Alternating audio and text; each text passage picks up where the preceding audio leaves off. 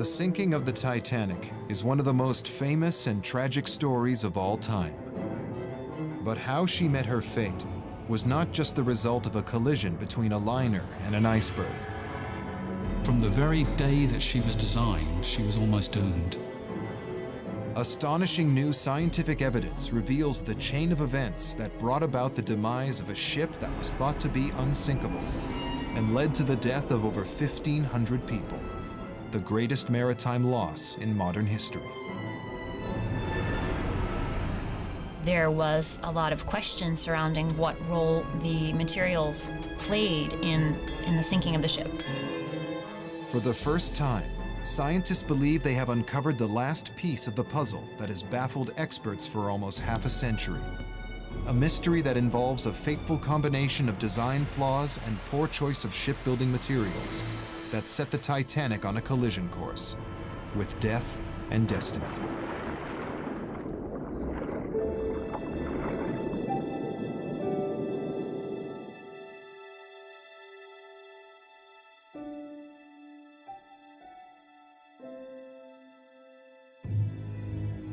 April 14th, 1912. In the dead of night on a flat, calm sea, an extraordinary event is taking place. An iceberg with a mass of 500,000 tons drifts into the path of the Titanic.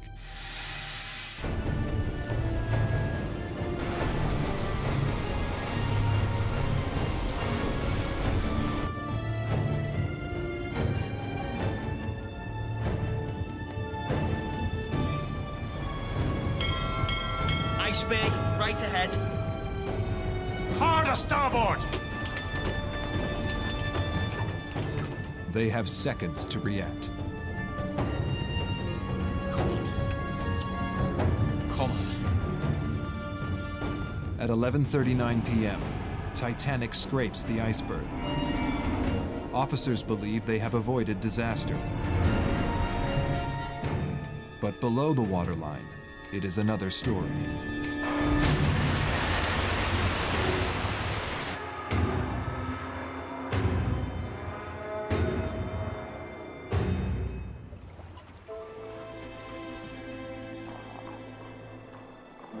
News about the number of lives lost breaks one day after the disaster.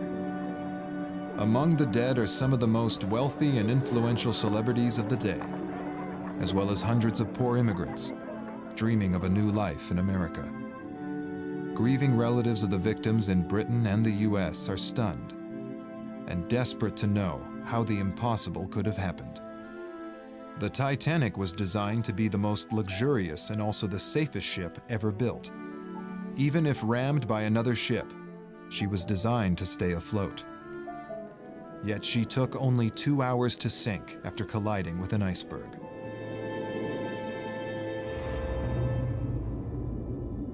Now, almost 100 years later, some questions still remain unanswered. Who or what was responsible? And why did the mightiest ship of her time sink so quickly?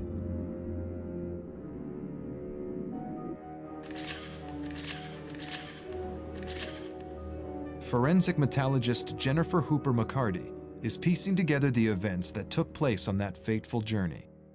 She is re-examining forensic evidence recovered from the wreck, along with survivor testimony and archive records from 1912. We have very little knowledge of what that impact was like. What we do know is only based on the survivor testimony from 1912. 2 weeks after the sinking of the Titanic, a British public inquiry is held. A panel of judges will decide who was to blame for the disaster and loss of over 1,500 lives. The key witness is Bruce Ismay, the 50-year-old chairman of White Star, the owner of Titanic. He is one of the few men who survived the maiden voyage. Wireless operator Harold Bride and Second Officer Charles Lighthaller also testify. These three men's testimony are vital in deciding who was to blame.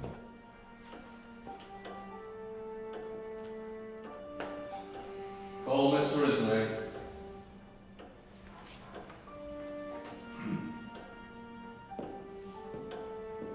I gather that you yourself gave the instructions for the building of the Titanic. Yes. And of course you considered the question of floatability of the ship in cases of accident or emergency. We did. Did you give any special consideration to the question of providing additional lifeboat accommodation? I think the position was taken that the ship was looked upon as being practically unsinkable. She was looked upon as a lifeboat herself.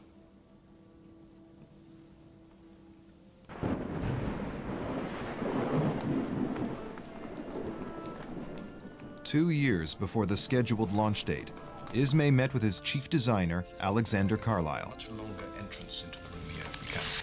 The staircase needs to be much grander. Well, the bulkhead will have to be lowered.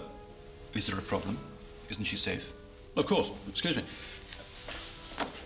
The bulkheads are partitions used to create watertight compartments in the hull of the ship, each of which could be isolated and sealed off to contain flooding in the event of an emergency. The higher the bulkheads, the safer the ship, as it would be more likely that water could be contained within any damaged compartments. Each of the 16 compartments is watertight. In the event of a leak, each compartment can be sealed up by an electric-powered door operated from the bridge. Even if 4 compartments flood, she'll stay afloat. Good. Let's lower the bulkheads then. The height of the watertight compartments will be lowered to just 3 meters above the waterline.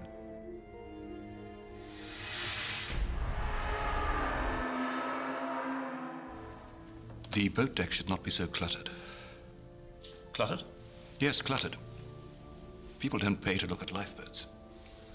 Well, I thought 48 to be a reasonable amount, especially if the Board of Trade increased the requirements. Well, let's not second-guess the British Board of Trade, shall we? Let's move on to the Grand Salon. And this meeting with Mr. Ismay lasted 4 hours. Yes, we talked about the whole of the decorations of the ship. Never mind the decorations, we're talking about lifeboats. Well, the lifeboat part, I suppose, took about 5 or 10 minutes. How many lifeboats did you think there ought to be? I thought there ought to be 3 on each set of davits. And how many would that make altogether? 48 boats. You thought there ought to be 48. Yes. Whereas in point of fact, how many were there? 16. 16.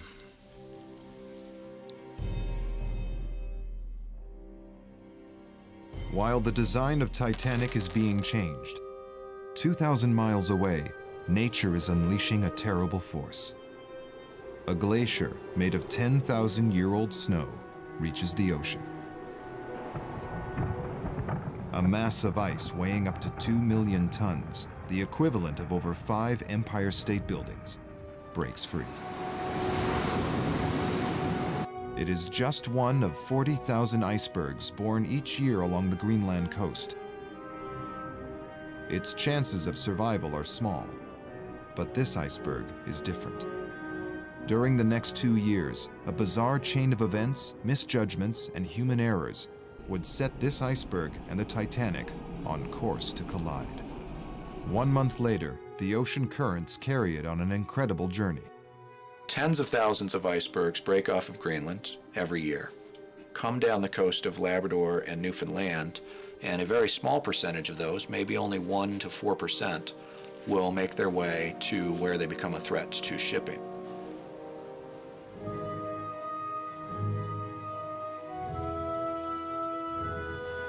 As the iceberg continues up the West Greenland coast, work begins on the Titanic. It will take 2 years to build and be the largest man-made moving object in the world. Shipbuilding is in transition. Machines are replacing men, steel replacing iron. The vast hull of the Titanic is designed to be watertight by overlapping steel plates and 3 million rivets driven in using a hydraulic machine. But the machine is so cumbersome, it could be used only on straight sections of the ship. At the curved area of the bow, they had to drive rivets in manually, but steel rivets were too tough to hammer in. so instead they used wrought iron rivets, which are much more malleable. This will potentially weaken a small area of the bow section, but is a widespread practice, and nothing unusual has ever come of it.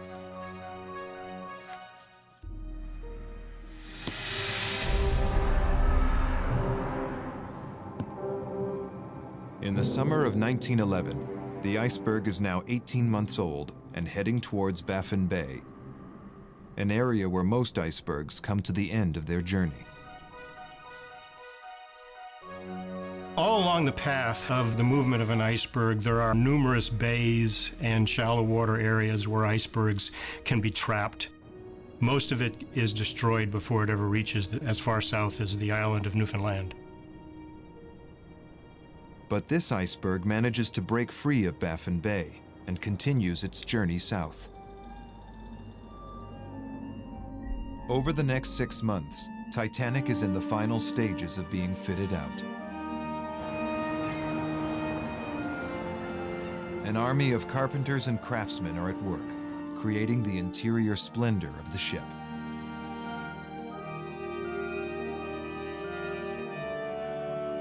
The captain chosen for the maiden voyage is Edward John Smith, the most experienced captain in the White Star Line.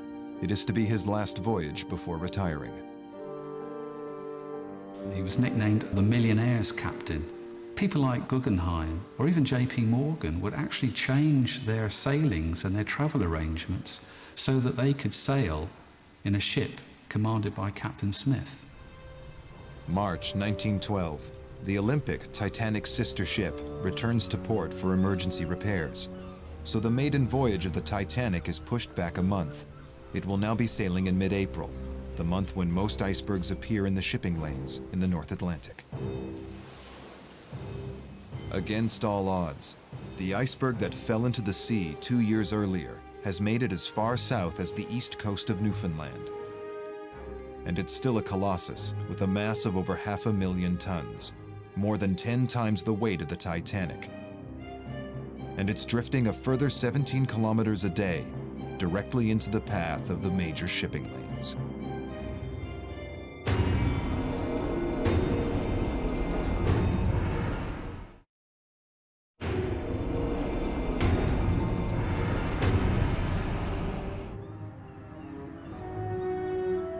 Titanic leaves Belfast for Southampton, where it picks up its first passengers.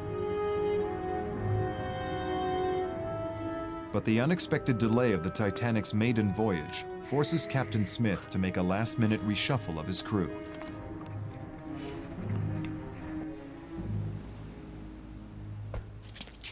Good afternoon, gentlemen. As you all know, the Olympic is currently laid up. It has therefore been decided that the Olympics chief officer, Mr. Wilde, will be joining us as chief officer. So, Mr. Murdoch, you will now be first officer, and Mr. Lightoller, you will be second officer. Mr. Blair, I would like to have a word with you in private.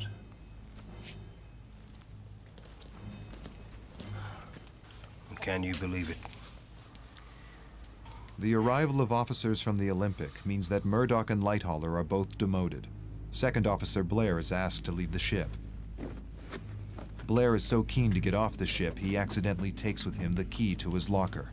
It's a crucial oversight. His locker contains the binoculars for the lookouts in the crow's nest.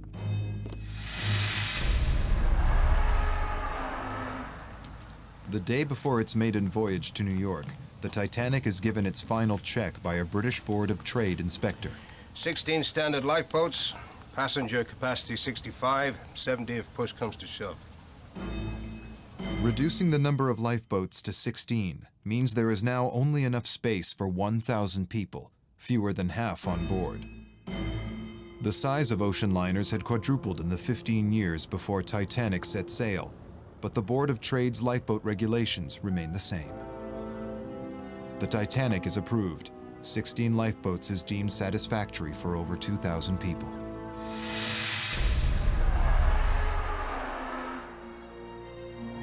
RMS Titanic leaves Southampton docks for New York with 600 crew and over 1,500 passengers. Even though the Titanic is the latest in luxury liners, it isn't just carrying millionaires. Many are third-class passengers emigrating to the United States in search of a new life. One of those was Milvina Dean, then a 10-week-old baby traveling with her parents. My father was going to open a tobacconist shop in Kansas. He spent all his money on that and then couldn't afford to do anything else but go third class because it was such a luxury ship. All the millionaires were on it, and also the most important thing was they said it was unsinkable.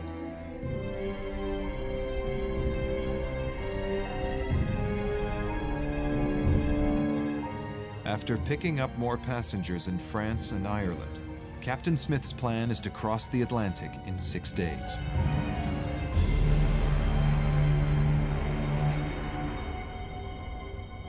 He will need to cross the ocean at just over 19 knots, the equivalent of 35 kilometers an hour.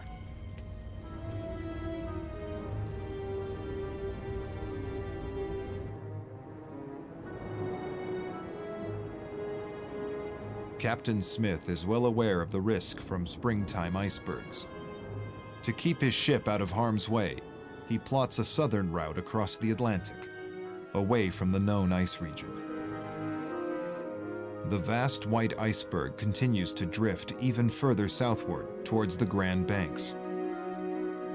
Despite being eroded by the sea, it is still over 4 times the size of the Titanic. Approximately 1/8 of the mass of an iceberg is above the sea surface. The classic term, of course, is just the tip of the iceberg. Most of the mass is below the ocean's surface and unseen. What's above the surface is a relatively small portion of the ice.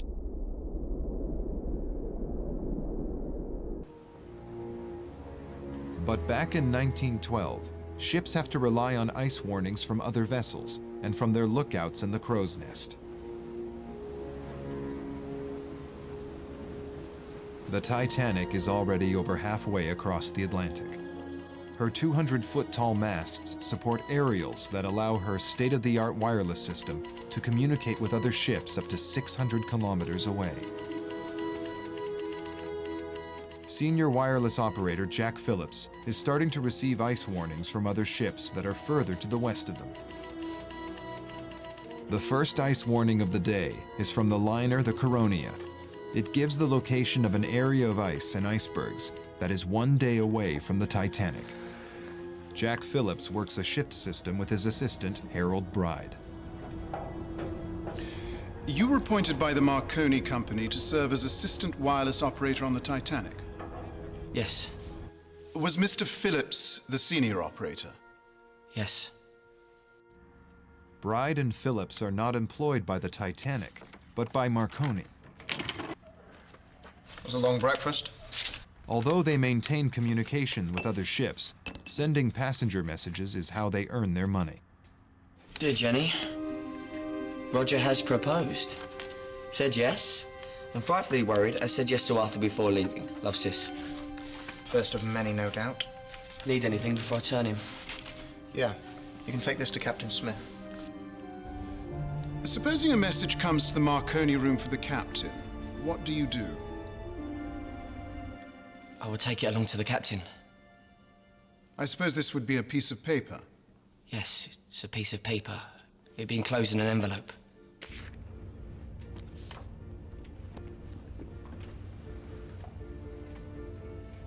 Sir, there's a lifeboat drill at 11 a.m. 11, eh? Yes, sir. Sir, it's for Captain Smith. Thank you, Mr. Bride, sir. Ice warnings are not unusual in spring, and the ice region mentioned in the Coronia message is a long way from the Titanic. I shall be at the church service, Mr. Murdoch, and then I shall be making my rounds. Yes, sir. Guess that means lifeboat drill's cancelled. The captain never gives a reason why he cancels the lifeboat drill. In the event of an emergency, the crew are unrehearsed.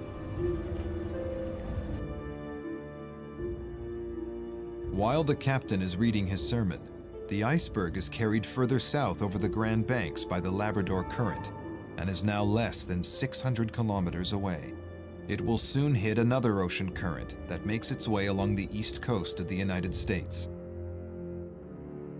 This current carries a block of warm water, the Gulf Stream. It can be as warm as 18 degrees Celsius. Icebergs in these sea conditions will deteriorate quickly with a slapping of waves. A medium iceberg might be gone in as little as 10 days. The Titanic is heading southwest towards the Gulf Stream. It should be on a course that takes it out of the path of any icebergs.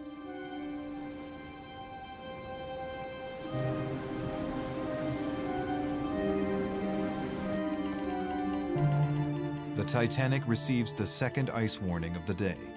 It is from the steamship Baltic and gives the location of a region that contains icebergs. The MSG prefix would show it is so important, it was for the captain's attention. There will be 5 ice warnings during the day, but this will be the last that the captain will receive. 2 o'clock that afternoon, the captain hands the message to Ismay. Anyone would think we're heading towards the North Pole. 2 weeks after the disaster, the inquiry will attempt to prove that Ismay had wanted the captain to keep to schedule and ignore any ice warnings. Why do you think the captain handed you the Marconigram? As a matter of information, I take it. You knew, of course, that the proximity of icebergs was a danger. You knew that much, did you not? There is always a danger with ice. And you knew that you would be in the region of ice sometime on that Sunday night? Yes. And therefore it behoved those who were responsible for the navigation of the ship to be very careful. Naturally. Would it not be necessary to slow down for icebergs? Presumably so, yes. Then what is the object of continuing at full speed through the night if you expect to meet ice? Why do you do it? I presume that the captain would be anxious to get through the ice region. He would not want to slow down upon the chance of a fog coming on. So the object of it is to get through it as fast as you could?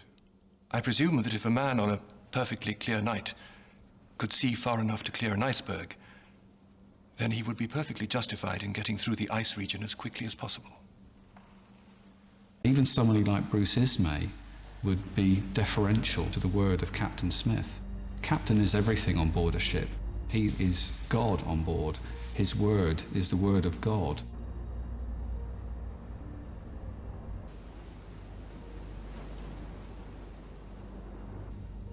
The Titanic is heading in a direction away from the iceberg, but is about to change course. At 5:30 p.m., Captain Smith had planned a change in course from a southwesterly direction to a westerly direction. But because of the earlier ice warning from the Baltic, he delays the change in direction by 20 minutes to allow the ship to travel even further south, towards a safe area of the Gulf Stream and away from the perilous ice region. South 86 west, Mr. Hitchens. Steady as she goes.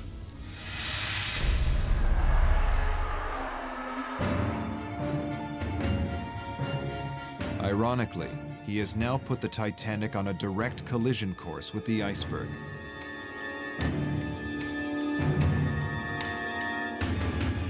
It's because in 1912, a phenomenon took place that allowed icebergs to travel further south than was ever thought possible.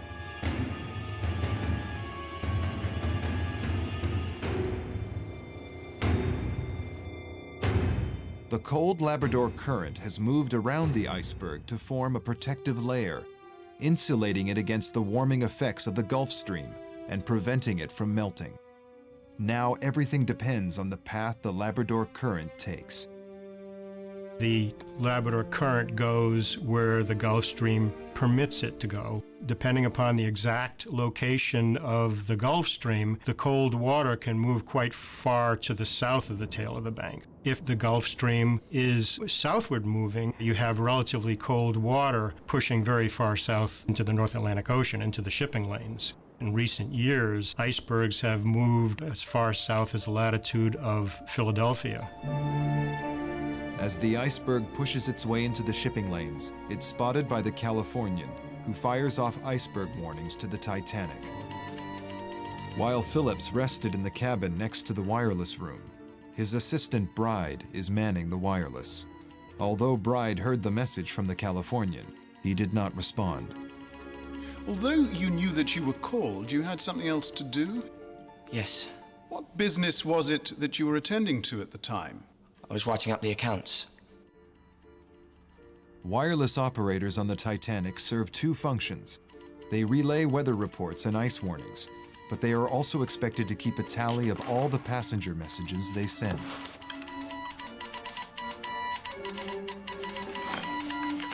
At 7:20 p.m., Bride finishes his accounts and then intercepts the message from the Californian. It warns of 3 large icebergs seen at latitude 42 north, longitude 49 west, directly in the path of the Titanic. It's for the captain. I'm going to the bridge. But Captain Smith has already left the bridge and is now dining with passengers.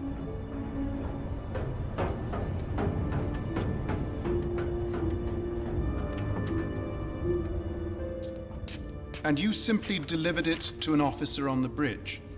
It's for the captain.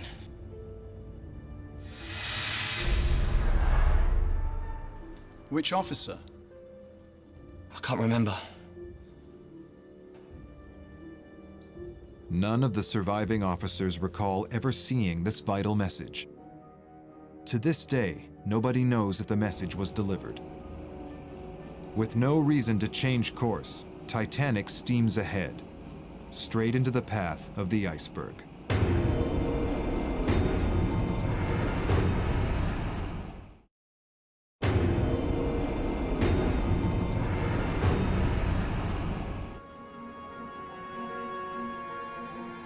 April 14th, 1912. The Titanic heads towards the United States with over 2,000 passengers on board. Not only was the sea flat calm, but it was also a moonless night, a rare combination of conditions that make it difficult to see icebergs in the distance. As was the case for all passenger ships of the day, there is no official procedure for slowing down for ice.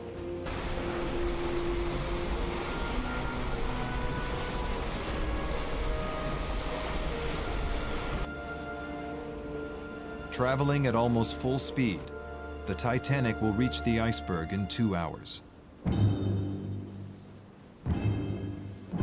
But the officer's main concern is focused on small, low-lying icebergs called growlers. All icebergs are dangerous, but actually a small iceberg or a growler, which might only be the size of a small car, can be very dangerous. Granted, the risk of a ship colliding with it is probably lower, but the possibility that a ship would not see it is higher.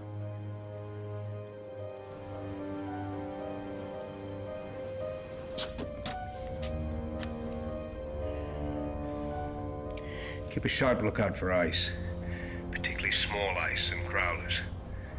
And pass that word on till daylight. Sir. What is a growler? Well, a growler really is the worst form of ice. It's a larger berg that is melted down, or should I say, a solid body of ice that is lower in the water and much more difficult to see than field ice or icebergs. And what was the ship's speed? 21 knots. 21 knots is about 700 yards a minute. Is your view that you could see a growler at a safe distance at night time going at that pace? I judge that I could see a growler at 1.5 miles. Or more, probably 2 miles.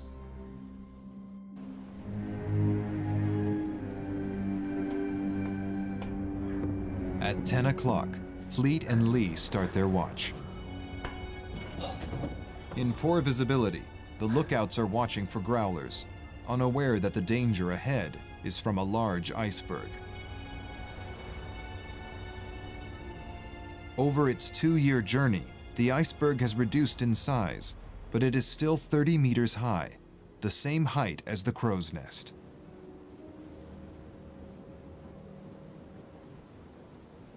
The Titanic steams ahead at a top speed of 40 kilometers per hour.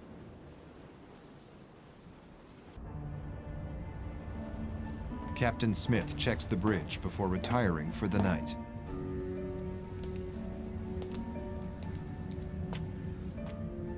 It's cold. Yes, it is cold, sir. Not much wind either. No, sir. As a matter of fact, it's a flat calm. Yes, a flat calm. You both realized at the time that since it was a flat calm, it would be more difficult to see the ice. As far as the case of the berg is concerned, yes, it would be much more difficult. Naturally, you wouldn't see the water breaking on it if there were no wind, so you would not have that to look for.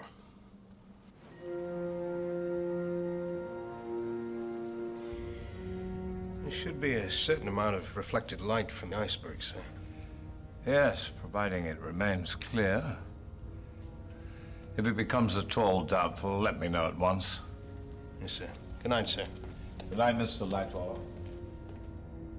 If you were placed in similar circumstances, would you still bang on at 21.5 knots? Well, that looks like carelessness, you know. That we should recklessly bang on and slap her into an iceberg regardless of anything. But undoubtedly, we should not do that. What I want to suggest to you is that it was recklessness. In view of the abnormal conditions and in view of the knowledge you had that ice was in the immediate vicinity, to proceed at 21.5 knots. Then all I can say is that recklessness applies to practically every commander in every ship that crosses the Atlantic Ocean.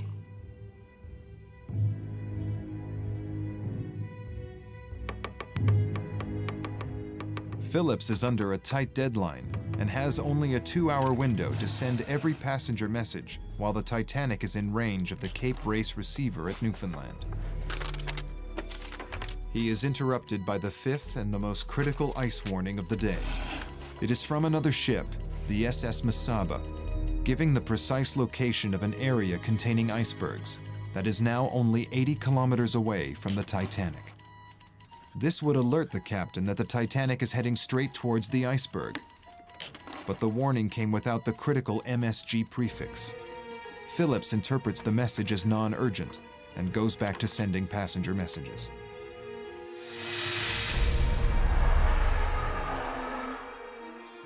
The closest ship to the Titanic, the Californian, sends a message to say that they have stopped for the night because of ice. But their wireless operator has not waited for Phillips to stop sending his messages and overrides it with a powerful signal. Ah! Bloody idiot.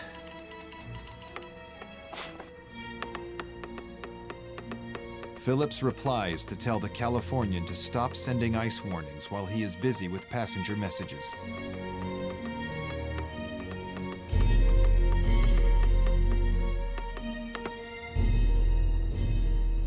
Who is it? California keeps sending weather reports. I'm still plowing through this lot. You want me to take over? Now go back to sleep. You can take over at 12. I'm not working past midnight. I'm knackered. The Californian's response is to turn off its wireless equipment for the night. The Titanic has now lost radio contact with the only ship less than 2 hours away. By 11:30 p.m., the iceberg is just 6 kilometers away. Traveling at 40 kilometers an hour, the Titanic will collide with it in 10 minutes. Anything?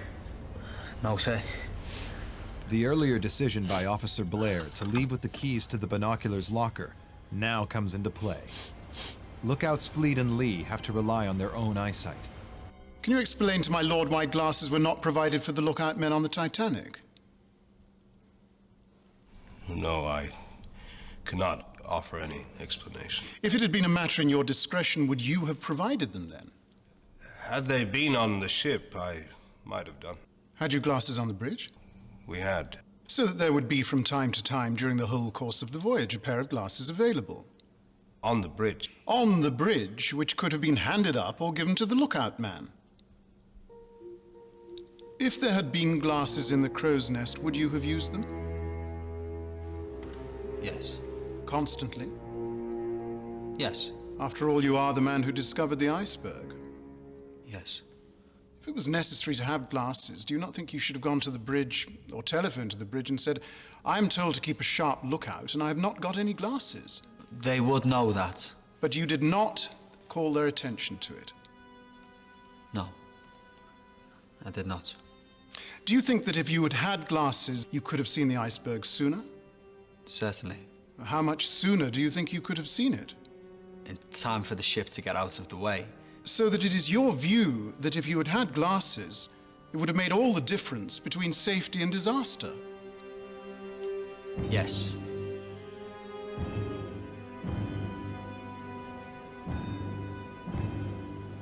Here's a minor. Here's a major. Orion.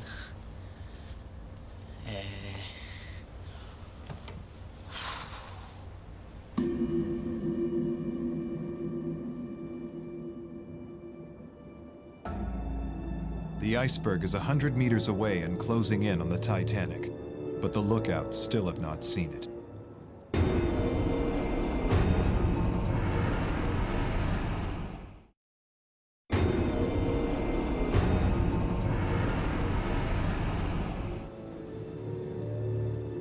Because the sea is a flat calm, without binoculars it's impossible for the lookouts to spot an iceberg until it's right on top of them.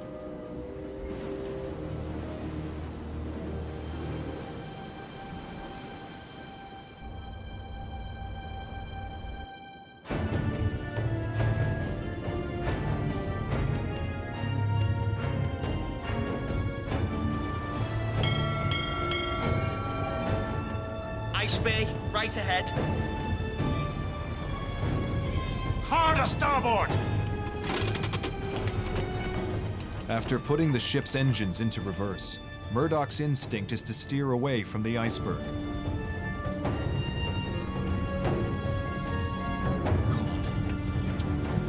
Come on.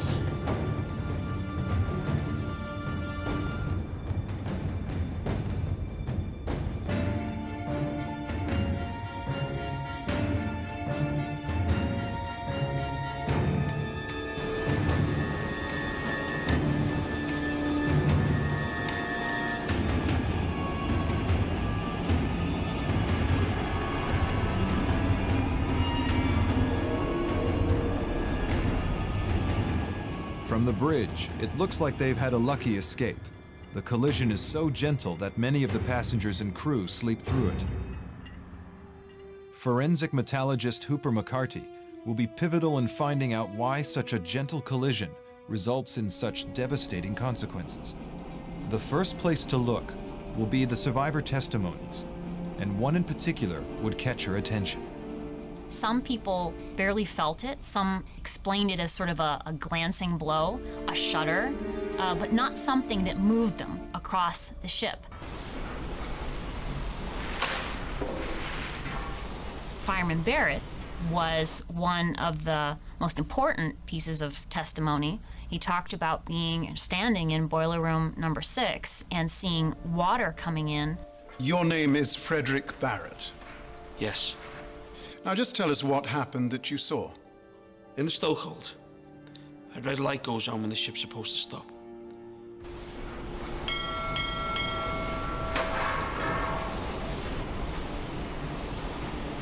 Well, this red light came on. And I'm the man in charge of the watch. And I called out, shut all dampers. What was the next thing that happened? Well, the crash happened before we had them all shut. Where was this crash? Water came pouring in about 2 feet above the stokehold plate. Can you point to where that is on the ship?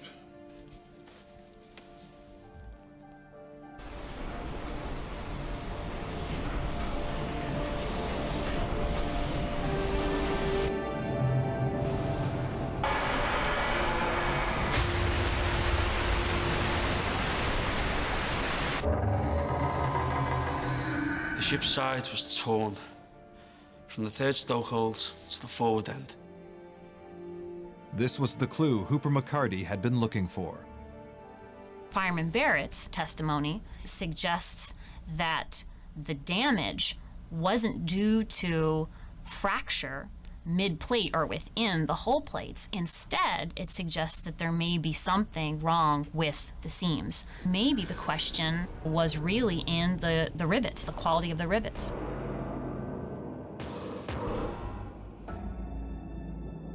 To find out, she decides to analyze all 46 rivets retrieved in 1998 during an expedition to the wreck of the Titanic. She makes an amazing discovery and gets closer to solving the mystery of what led to the sinking of the Titanic.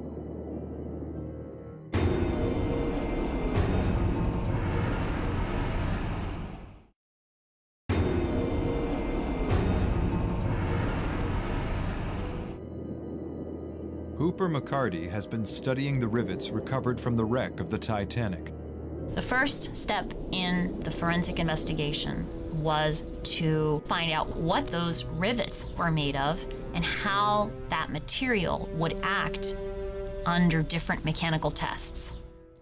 Some are found to be made of steel, some are made of iron. Hooper McCarty carries out a groundbreaking experiment. For the very first time, the effects of using iron rivets rather than steel are explored.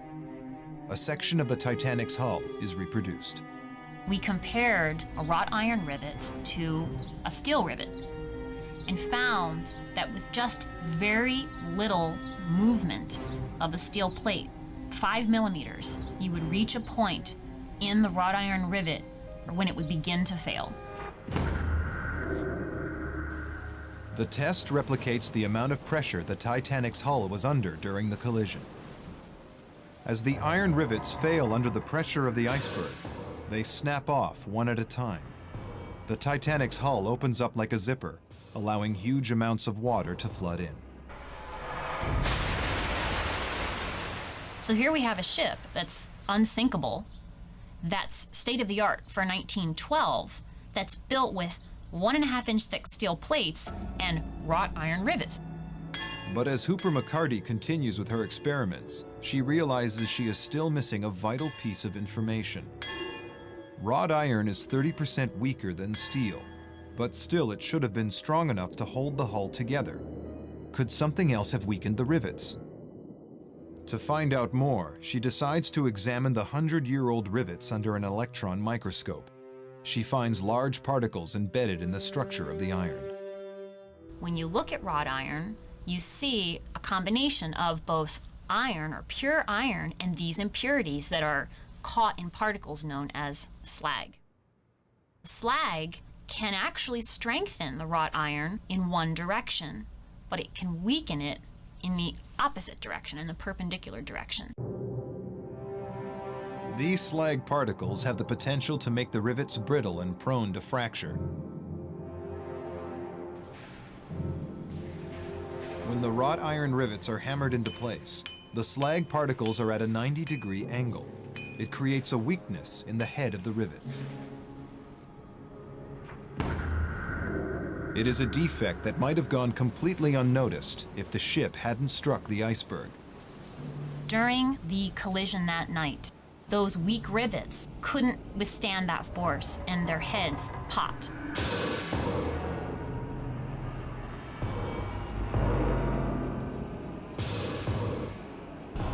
What Fireman Barrett was probably describing was a parted seam due to the popping of rivet heads.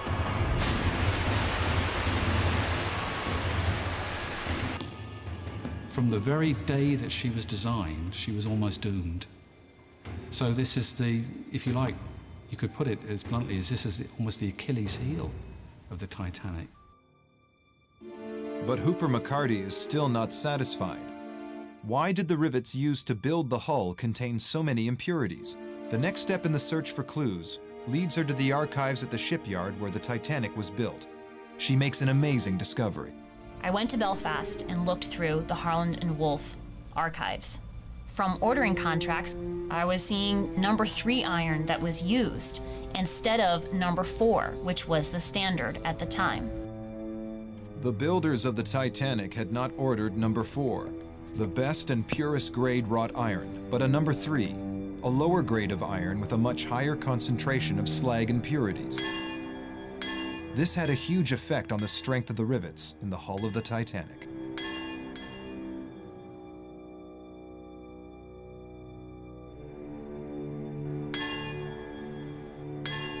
The critical issue is that with bad or poor quality wrought iron, you end up with a weakness at the head of the rivet. If you have good wrought iron, you don't have that same weakness. It will break, the rivet will fail, but it's going to last a little longer. And 1,500 people, their lives would have been saved. And then a boat could have gotten there and rescued people before the ship was doomed.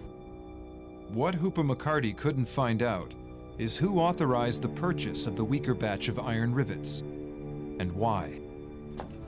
What did we hit? An iceberg, sir. I've closed the watertight doors. You rung the warning bell? Yes, sir. I sent Vauxhall to look for any damage. The watertight doors are shut off as soon as the collision takes place, but with the rivets on the hull failing, water is now breaching the gaps in the sides of the ship. At midnight, one of the ship's designers who was on the maiden voyage breaks the shocking news. Is anything the matter? Have we hit something? I'm afraid so. We've struck an iceberg. How bad is it? Is she taking on water? She's sinking, Mr. Ismay. But that's impossible. In 2 hours, she'll be at the bottom of the ocean. Can't we close off the compartments? We have, trapping hundreds of men below. But it isn't working. I don't understand. She's supposed to stay afloat with 4 compartments flooding. We're flooding in 5 compartments, Mr. Ismay. I'll be in the wireless room, Mr. Murdoch. Shall I prepare the lifeboat, sir? Yes, but no need to panic the passengers. I understand, sir. The majority of the crew and all the passengers believe that the damage to the ship is minimal, unaware that the ship is letting in water at 400 tons a minute. The sheer volume of water was so much weight was drawing the bow of the vessel down. And as each compartment went below the water flowed over into the next compartment. The flooding, the mathematical principles of the vessel as each compartment flooding and foundering was set. Ismay's earlier decision to lower the bulkheads now has a dramatic effect. With higher bulkheads, the flooding in each compartment would have taken longer to fill and overflow into the next compartment. With lower bulkheads, the ship is now flooding rapidly. But the designers didn't lower the front bulkhead because they believed it to be the crucial one. They were anticipating any collision to be head-on. If this happened, the water wouldn't flood beyond the front collision bulkhead. No one imagined an iceberg would collide with the bow. It was the worst possible scenario. This part of the ship wasn't designed to take the force of an impact. I think if William Murdoch had ploughed directly into the iceberg, Titanic would have survived.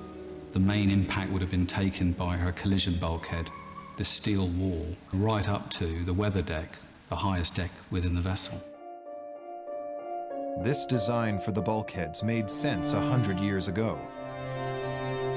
The last time a ship had struck an iceberg was in 1879, when SS Arizona plowed into one head-on. The bow was badly crushed, but she stayed afloat, proving that the front bulkhead did its job.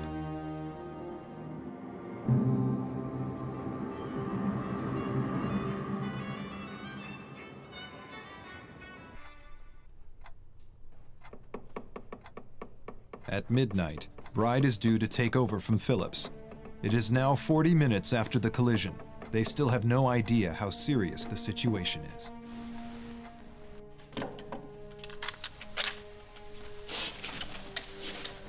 I finished the lot. Took me exactly 3 hours. Yeah, well done. Have the engines stopped? Yeah. Apparently we've struck an iceberg. Looks like we'll be heading back to Belfast. Great. That means another shed load of messages. Sorry, dearest, I shan't be coming to New York after all. How much do you make? A lot. Mr. Marconi will be pleased. Captain Smith is fast running out of options as to what to do. But he has the miracle of wireless, this new technology on board. There's more here. Do you want me to read them? Go ahead. We'll be in New York in 2 days. Send the regulation call for assistance now. What call should I send, sir? The regulation call for assistance, CQD. Come on, man, wake up. I need our position. 41, 46 north, 50, 14 west. Just get a bloody move on. Sir. It may take a few minutes. Why not send SOS? It's the new call. It's worth a try. Let me know as soon as the call comes through. Yes, sir. He's a clever boy, then. Phillips can reach every ship within the wireless range of 400 miles. Their best hope is the Californian, only 32 kilometers away and near enough to save everybody. But after receiving the rude message from Phillips, their wireless will remain switched off until morning.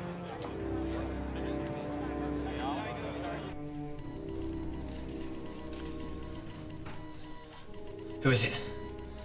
It's the Frankfurt. Okay, stand by. Bloody useless. The Titanic's powerful radio signal is reaching far afield. The Frankfurt is over 100 kilometers away. They need to contact a much closer ship. I don't know why the Californian's not responding. All steamships followed established tracks across the Atlantic. It was nicknamed the Transatlantic Railway. There were hundreds of ship movements every day, so there was always an opportunity of remaining in radio contact with another vessel or even seeing another vessel. You could call up assistance if you needed it. It's the Carpathia. They're putting about and heading for us.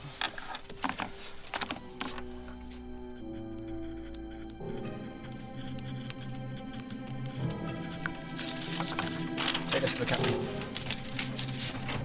Excuse me, sir. Sir? It's from the Carpathia, sir. She's turned around and is coming along as quickly as she can. No other ships? The Frankfurt has told us to stand by. We're trying the Californian, but she's not replying. Thank you, Mr. Bride. Sir. Anything? The Olympic might be on its way. Even with only 16 lifeboats, everyone can be shuttled to safety if the Carpathia reaches the Titanic within 2 hours. The captain now knows the safety of his passengers is a race against time.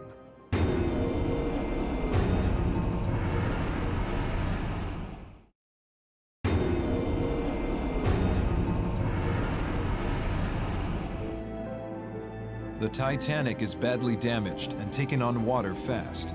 One of the ships nearby, the Carpathia, has picked up their distress signal and is on its way. For the thousands of passengers, it's their only chance of rescue. She's 58 miles away, sir. The Carpathia's top speed is no more than 15 knots. She's 4 hours away, sir. But we can only stay afloat for another 2 hours. Perhaps you'd better return to the boat deck, Mr. Murdoch. Captain.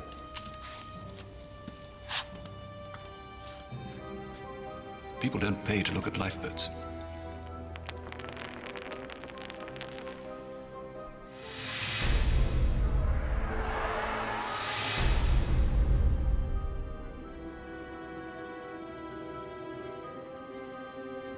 Captain Smith knows exactly how many are on board.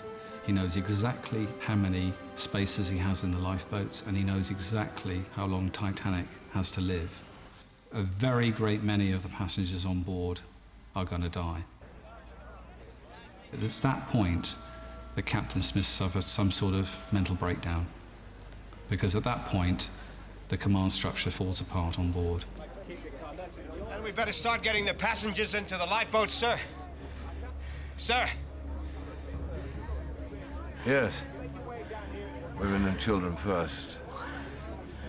Yes, let's do that. Sir. Light Hauler will later misinterpret the captain's command with terrible consequences. 2-month-old Milvina Dean is one of the few third-class passengers to make it into a lifeboat. Now 96, she is the last living survivor. Lots of people thought the ship was unsinkable, so they just stayed. My father was very quick on the uptake. He got us immediately up on deck. You can't just stand around here all okay? Come on, no need to panic. Just one at a time into the lifeboat. That's women and children only, sir. And then my mother said goodbye to my father, and they'd only been married about 4 years. And so she's so broken-hearted that she would never speak about it. Because I was small, they couldn't hold me and had to put me in a sack. That's women and children only, sir.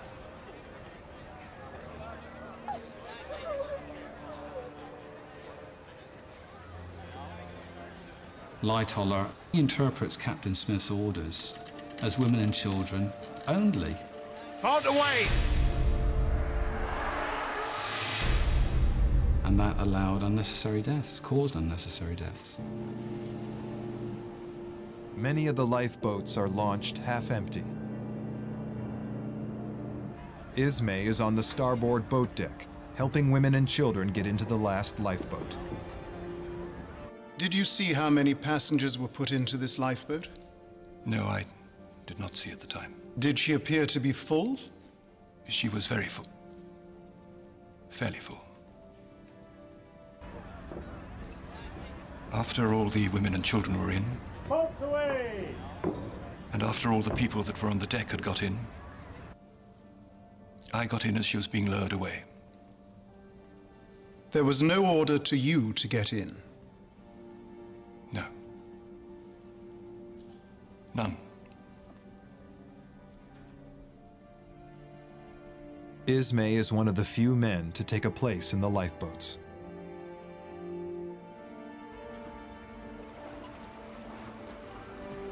The last lifeboat leaves, with over 1,600 people left on board. The Titanic can stay afloat for only 30 more minutes. Time is rapidly running out.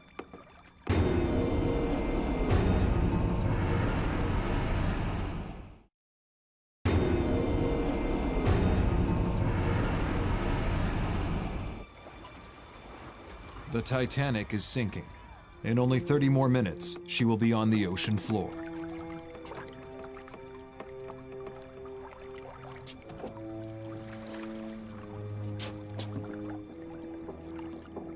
When you've done your full duty, you can do nothing more. Abandon your cabin. It's every man for himself now.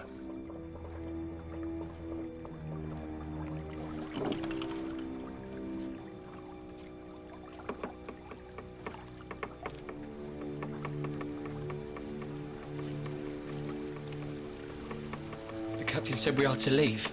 Just a moment. While there is still electricity on board, Phillips tries to stay in communication with the Carpathia, updating her of the Titanic's situation.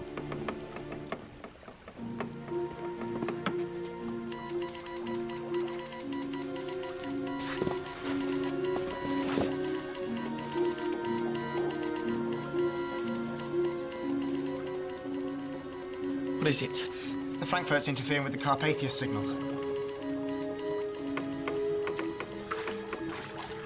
Although there are enough life jackets to go round, the chaos on the ship means that many are left without. Bride will later tell of a stoker from the boiler room who was forced to take desperate measures. Hey, what are you doing? Jack, he's got your light. Jack, please.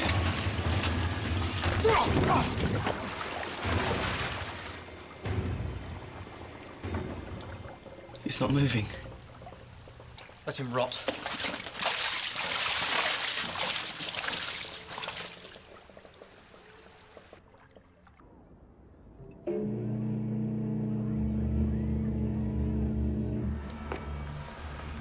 Captain Smith is last seen in the bridge. He will go down with the ship.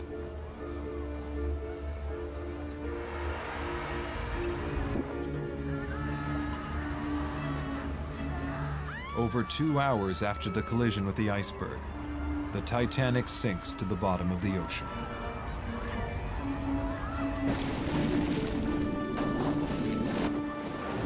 Bride is one of 1,500 people that are plunged into the icy sea. How did you come off from the boat deck?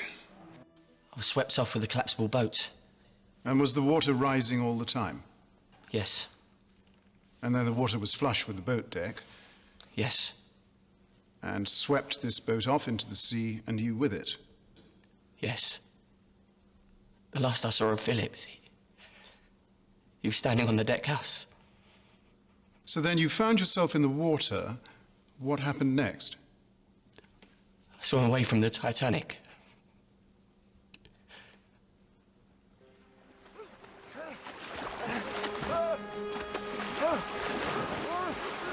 When somebody goes in the water, especially very cold water, the first thing they're going to experience is panic and shock. As soon as you're subjected to water temperatures that are freezing or near freezing, as they undoubtedly were that night, disorientation and exhaustion and unconsciousness are likely within the first 15 minutes, and survival is only likely for 15 to 45 minutes. Your core temperature starts to go down. It's just a matter of time before hypothermia sets in. Whether you die because of the cold or you drown, it's an awful way to die. The best thing that somebody can do is to get out of the water if you can.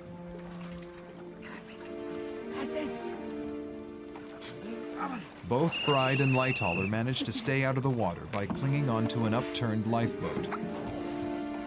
They are eventually picked up by another lifeboat.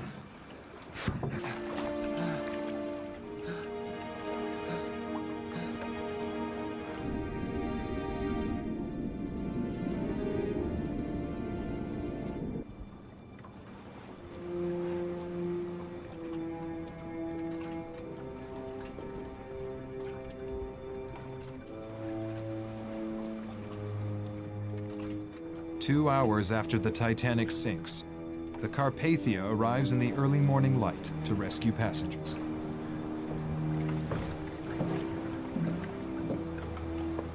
Bride survives, suffering only frostbite in his feet.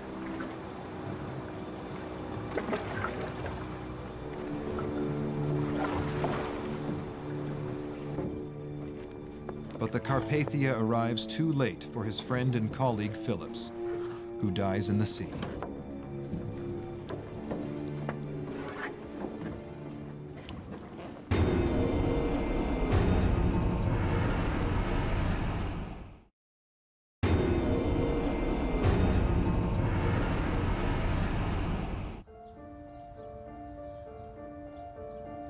Of the 1,523 that die on April 14, 1912, only 328 bodies are recovered. Most are buried in a cemetery in Halifax. Many of the bodies cannot be identified and are simply marked with a number. They had found some of the bodies and took them to Halifax, but they never found my father's. You know, you stop and you wonder what had happened to him.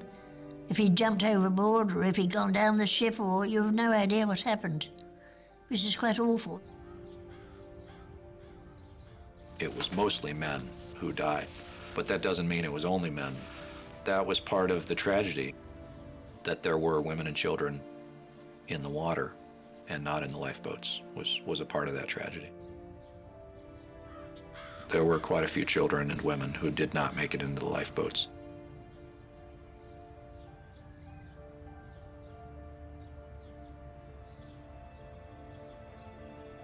Roger that, thank you. You are cleared off an air flight. To make sure this never happens again, the International Ice Patrol is set up after the Titanic tragedy.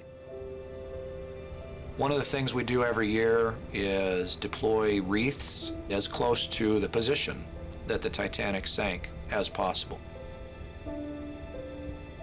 It is with a great respect and reverence that we commemorate the anniversary of the sinking of the RMS Titanic here in the North Atlantic 96 years ago, and we remember the importance of our mission. We remember the over 1,500 souls who perished on that fateful day, April 15th, 1912. Drop. Roger that, thank you. The fact that over 1,500 people lost their lives is an awful thing, is an unspeakable thing that we don't ever want to happen again.